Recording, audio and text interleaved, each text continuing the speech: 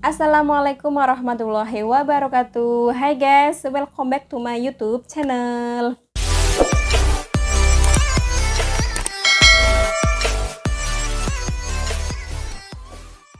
Sebelum aku bahas video tentang review film ini, pastinya buat kaum hawa tidak asing dong ya dengan yang namanya salon.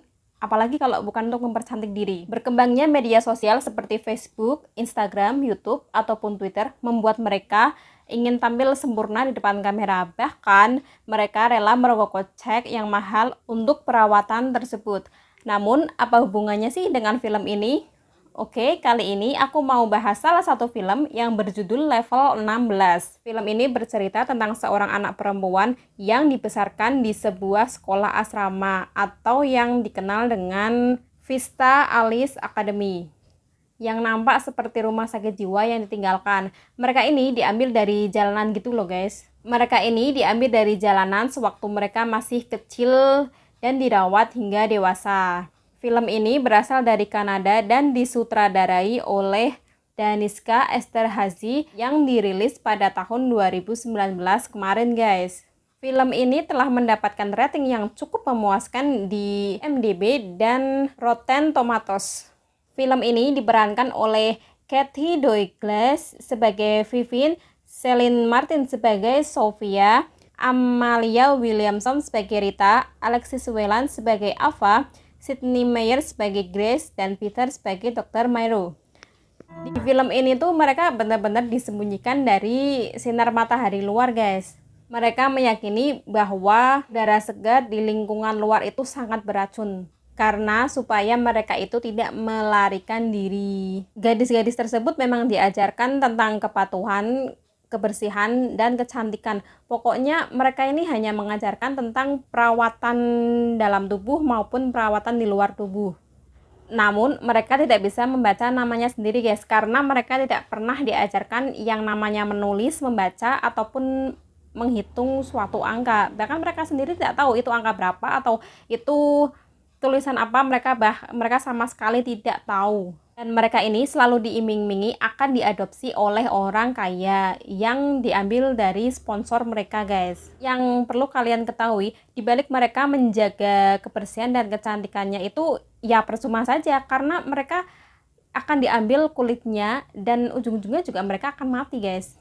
Yap, namanya Vivin, seorang murid terbaik yang kecerdasannya itu di atas rata-rata temannya. Di program yang diatur dan diawasi oleh penjaga dan kepala sekolahnya di asrama tersebut. Dan kepala sekolahnya ini seorang wanita yang bernama Miss Brixil. Para remaja ini bekerja keras untuk menjadi wanita yang sangat sempurna di luar maupun di dalam tubuh mereka guys. Sampai Vivin dan dua temannya yang bernama Rita dan Ava bisa melewati hingga masuk ke level 16. Nah, waktu mereka memasuki level 16 ini kan ruangannya beda lagi. Dan si Vivin ini bertemu dengan Sofia.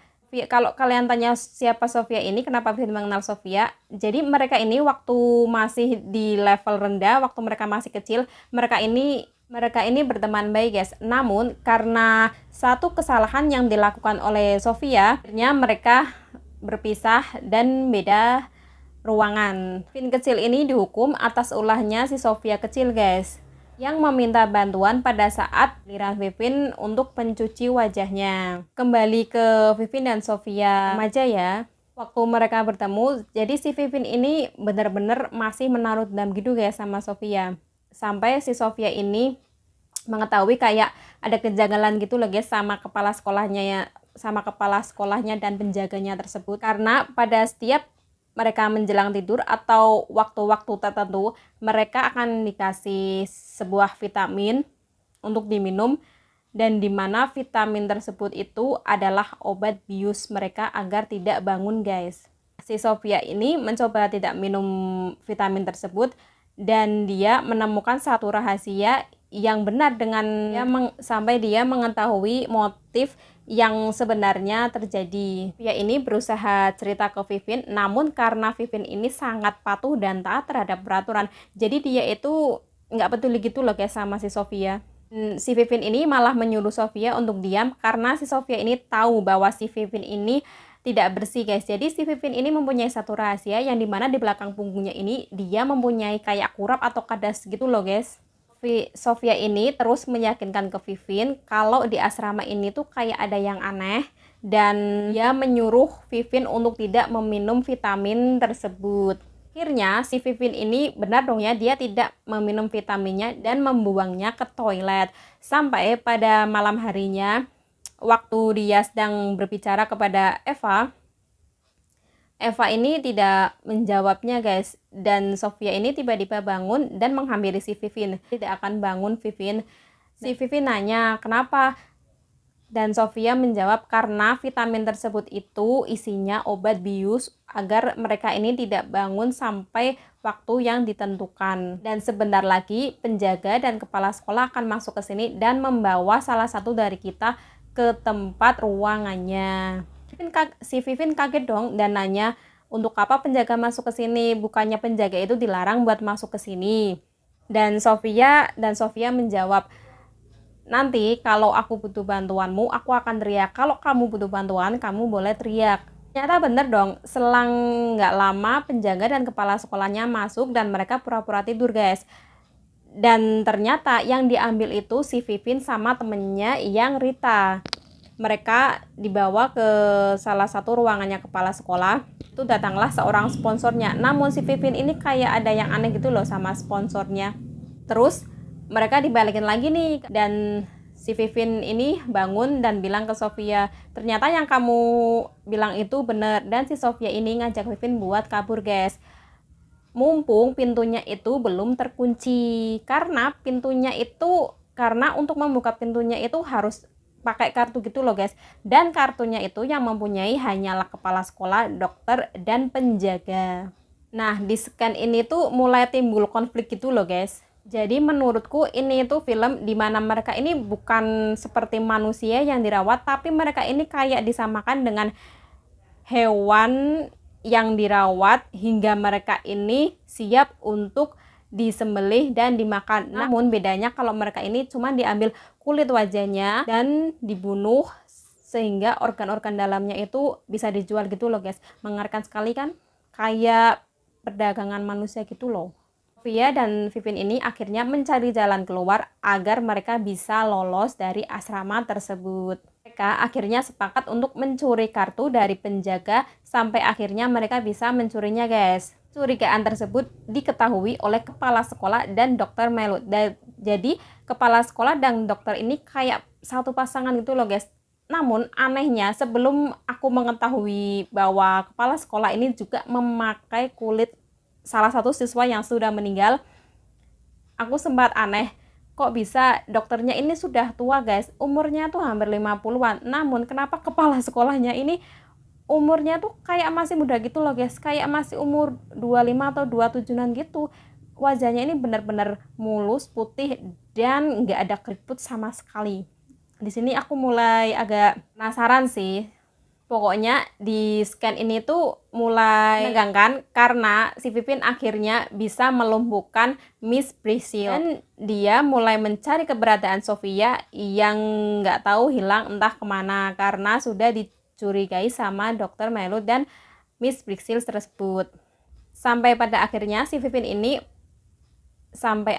Vivin ini berhasil menemukan Sofia yang ternyata dikurung di ruangan bawah tanah gitu loh guys.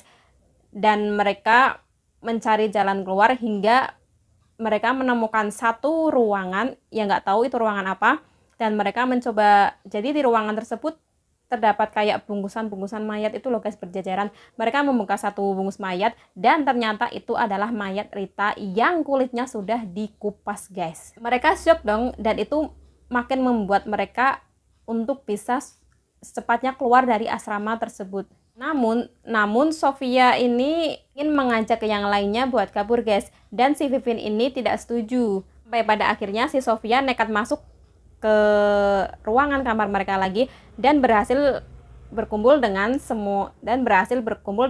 siswa di level 16 guys. Si Sofia ini meyakinkan, namun mereka ini nggak percaya gitu loh guys sama yang diomongin si Sofia ini. Sampai si Vivin datang membawa kepala sekolahnya dan menyuruh kepala sekolahnya untuk mengakui semuanya. Akhirnya semua siswa di situ pun percaya dengan omongan si Vivin dan Sofia. Akhirnya mereka bisa kabur keluar asrama dan melarikan diri.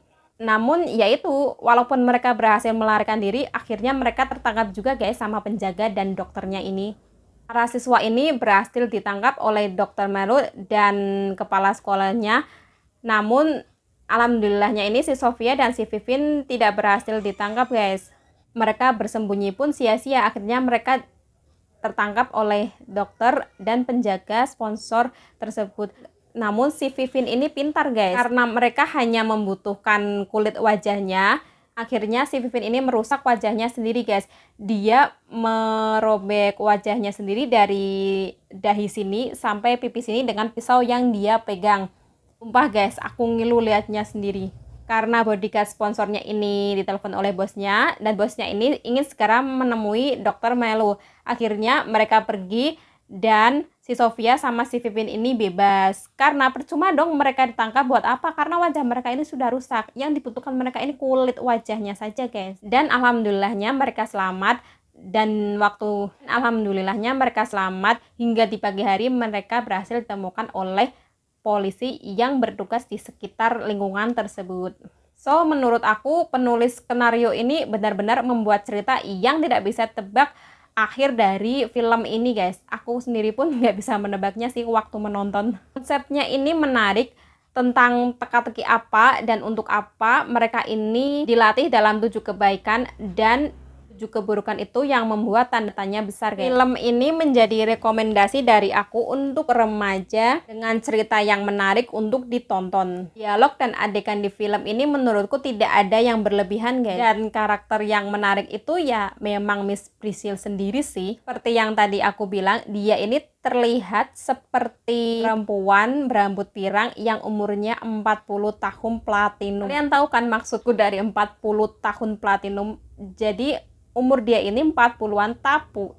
Jadi umur dia ini 40-an tapi wajahnya ini tidak kelihatan seperti umur 40 tahunan. Mendengar kabar kalau Esther Hezi ini butuhkan 1 dekade untuk memproduksi filmnya tersebut guys. Dan pesan dari film ini itu menurutku mengajarkan kalian tentang persahabatan dan keserakahan sendiri guys. So kalian harus tonton si film ini. Jadi gimana guys, kalian suka nggak review film level 16 ini? Karena ini salah satu film favorit aku juga sih guys. So, kalau kalian suka dengan video ini, jangan lupa luangkan waktunya buat klik tombol subscribe, like, dan share ke sosial media yang kalian punya ya. Jangan lupa kalian bisa request film atau drama apa untuk aku review di video selanjutnya. Dan jangan lupa bunyikan notifikasinya untuk mengetahui uploadan video terbaru dari aku. Wassalamualaikum warahmatullahi wabarakatuh. See you on my next video. Bye-bye.